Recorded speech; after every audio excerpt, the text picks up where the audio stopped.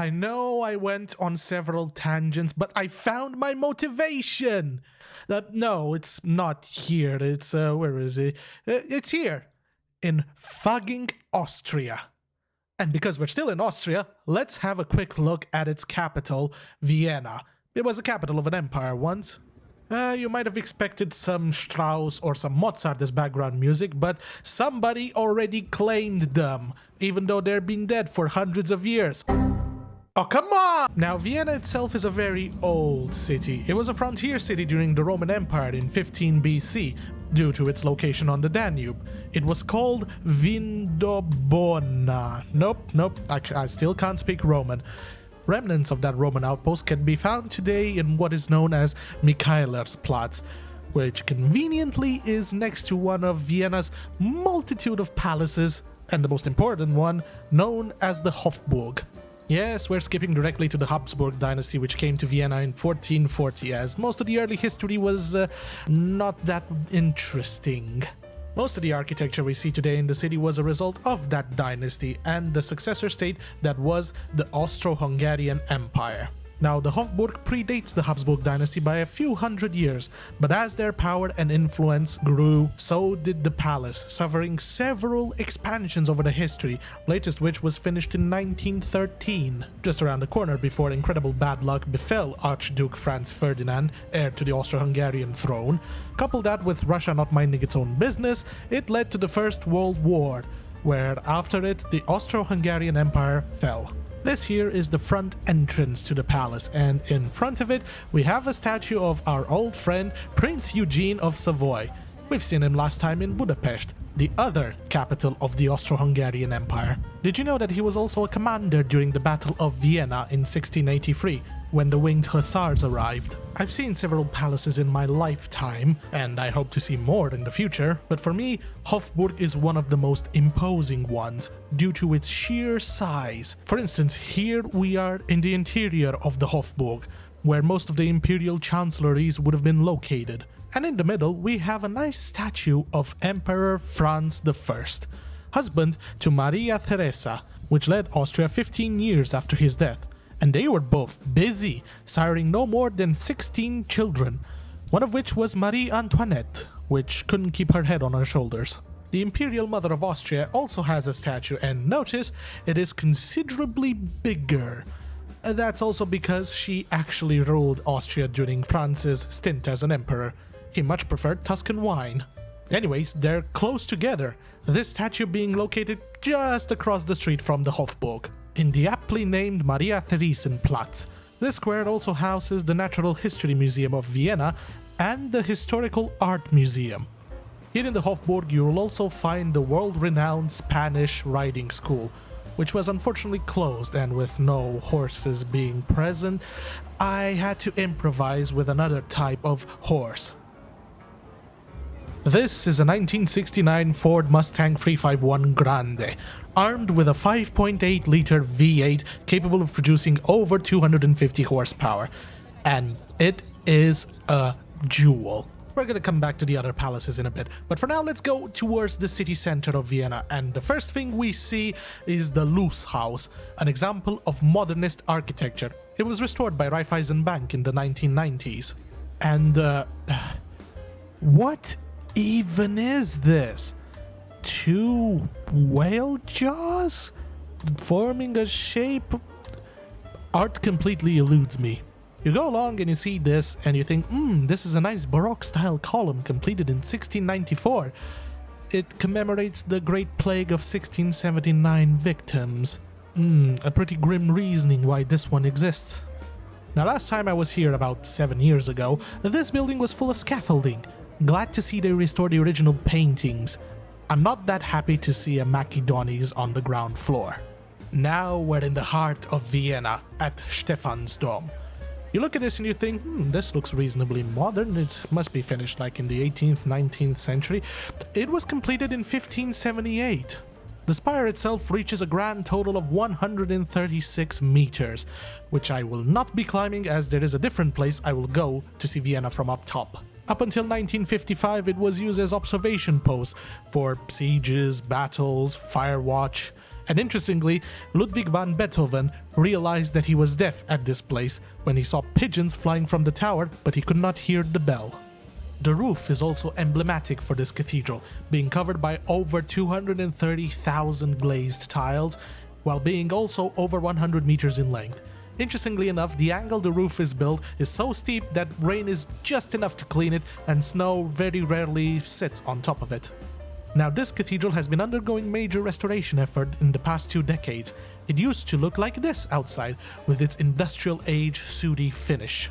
While I do see the appeal of making it all white, I much prefer this older finish. It keeps, a part of history. Not far from the cathedral, we find the only surviving Viennese residence of Mozart. He stayed here from 1784 to 1787. That short of a stay made it an emblematic building of Vienna. I wonder if I can do the same with my house. Hey, never say never. Maybe one of these videos will end up at the International Film Festival of Vienna, which happens in front of the Rathaus every time I'm going there to try to film it. I'll tell you one thing though, the food and beer was good there. It was finished in 1883 in the neo-Gothic style, and this is the only shot I can get of it. The front of the town hall is a giant construction site for expanding the U-Bahn network. And since this is not only the political heart of Vienna but also of Austria, in 1883 they also finished the Austrian Parliament building. And while we're here, I just want to say, Nehammer, you're still uncool, bro. Let Romania and Schengen already. Oh, and Bulgaria too. If you want to keep us out, at least give us a damn good reason. Will this message have an effect?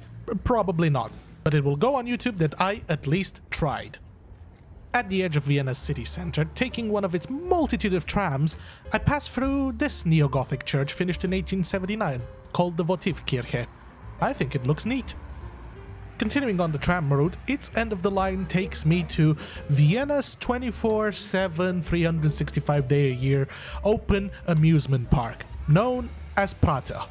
Technically, it's known as the Wurstelprater, but nobody really calls it like that. It started in the 18th century as a collection of theater scenes, which expanded with adding coffee houses, bird shooting, mechanical arts, etc. And then it became a fully fledged amusement park when they put the Ferris wheel of Vienna in 1897. They also have my favorite shooting gallery, and I still know how to use it. I do enjoy coming at Prater during the night, just because of the amount of colors on display.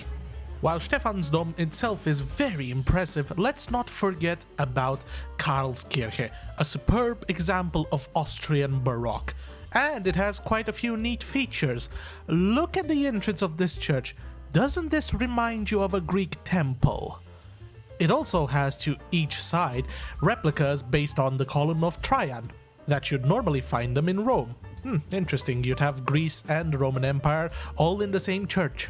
Antonio Vivaldi, the composer, is buried here, even though they did lose where he was actually buried. Instead, the church holds regular Vivaldi concerts in his honor. I highly recommend you take like 3 or 4 days to walk through Vienna. There's just so much to see. And before I finish the history of Vienna with what actually happened during the Second World War, let's have a look at a pair of emblematic palaces. The first one being Belvedere. This imposing Baroque palace was completed in 1723 as a summer residence for, you'll never guess, Prince Eugene of Savoy. He is back again, people! This building is just a part of it, known as the Upper Belvedere. As alongside its gardens and the lower palace, they have this whole complex with an amazing view of Vienna. Granted, many more buildings have been built to ruin this view, but even so, it ended up being used as a museum for quite a bit of its life. It ended up also being the residence of Franz Ferdinand. Yes, he is also back, and he didn't have enough time to enjoy it. Such was the beauty of this complex, and with its history as museum for art pieces, artists even came to paint it, like for instance this little picture painted by some rather obscure artist. I don't think he ever rose to fame. Schönbrunn Palace. Everyone and their granddad has heard about this palace in Vienna. It started in life as a small mansion called Katerburg, before being expanded into the size we see today during Maria Theresa's reign. Her grandson, Franz II, or first, politics are complicated, would commission the neoclassical exterior we see on the palace today. One of the most notable residents of this palace was one of the last emperors of the Austro-Hungarian Empire, Franz Joseph I. They really like to keep the same namings. He was born here and died aged 86. I won't talk about his wife, Empress Sisi or Elizabeth, as this has been covered several times by several thousand other people, and I genuinely don't know the story. What I can say is don't go through the gardens during summertime, it is a scorcher. The garden is full with various mythological statues, either from the Greek or the Roman mythology, the biggest of which is the Neptune Fountain, completed in 1780, and it doesn't have any running water for the god of water. And there's also the Schönbrunn Zoo, with quite a nice collection of animals. I've never been to a zoo this big before. I'm not gonna put everything that I filmed in the zoo in this video, but we are going to have a talk with one of its residents at the end of it. Interestingly enough, in the zoo you will also find these buildings. These are old farmhouses that came all the way from Tyrol, Austria to here. Of course, with a nice selection of farm animals. Fun for the kids as well. To top off this garden we have the Gloriette. It was finished last in 1775 and it serves as a temple of renown, a way to project the power of the Habsburg monarchy. It even has written on it, and I'll read the translation, erected under the reign of Emperor Joseph II and Empress Maria Theresa, 1775. The best part about this building? You can climb to the top of it. How's this for a view of Vienna? Can you believe that this building was destroyed during the Second World War and rebuilt in just 2 years? Which reminds me, let's go to a place where it serves as a nice backdrop to explain what happened to Vienna during the Second World War. This is a flag tower, built on orders from that obscure painter from earlier on. More specifically, this is an L tower. It was designed more as a fire control command tower, and it was very lightly armed, just having a couple of 20mm flak-vierlings. Those aren't big enough guns to reach bomber altitude. That is why nearby they have built the G tower, or gun tower. This is a third generation model, armed with 4 twin 128mm guns for bomber interception and 8 flak-vierling 20mm for planes flying reasonably close to it. Were these effective in defending against the Allied bombing campaign? The short answer to that is no. Quite a few of Vienna's landmarks were significantly affected by the bombing. Gloriette, the Belvedere Palace, Prater, just to name a few. About a third of the city was affected by the bombing and the Battle of Vienna that happened in early April 1945. Though compared to other German cities, I think it got off with just moderate damage. We also have to thank the German garrison's commander, who ignored his superior's orders to blow the city up. In fact, the city was so popular and loved by the world that the damage was fixed within a couple of years. Can't do much about these towers though. The amount of explosives they would require would blow up the whole neighborhood. It's better to just keep them as monuments. And that about covers my small trip to Vienna. Thank you so much for watching. Give it a thumbs up or a comment, or be a hater if you want. Actually, I think both would work to make the YouTube algorithm happy. If you see any ads here, sorry, I wish I could disable them. Now, before I send you off with until next time, let's go back to the zoo and interview Joe. This is Hank. He's going to guide us to take an interview to Joe, the lizard. And oh, his back is already turned to a... okay, I'll just start it like this. Joe, would you tell me what's your favorite restaurant for Wiener Schnitzel? Oh, come on, Joe. We already talked about this. You agreed that you're going to give me an interview. Why aren't there any kangaroos in Austria? Come on, Joe. At least do something.